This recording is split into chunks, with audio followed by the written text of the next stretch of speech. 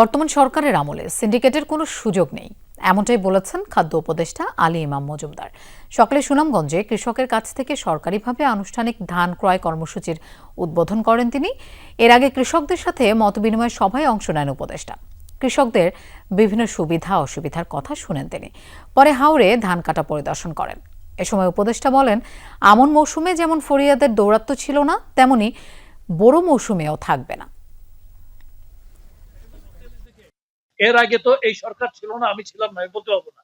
কিন্তু গত আমন মৌসুমের প্রকিউরমেন্ট আমার হাত দিয়ে হইতে আমি বলতে পারবো কোনো সিন্ডিকেট ছিল না। বরং মিলাররা ক্ষেত্র বিশেষে ক্ষতিগ্রস্ত হয়ে তাও দিচ্ছে। এখানে আজকেও বলছে, এখানেই বলে গেছে, আপনাদের সামনেই বলছে মিলার যারা ছিল। এখানে তো হয় নাই। এবারও আশা করছি ইনশাল্লাহ হবে না। যদি হয় এটা সমাধান করা হবে, তাৎক্ষণিকভাবে সমাধান।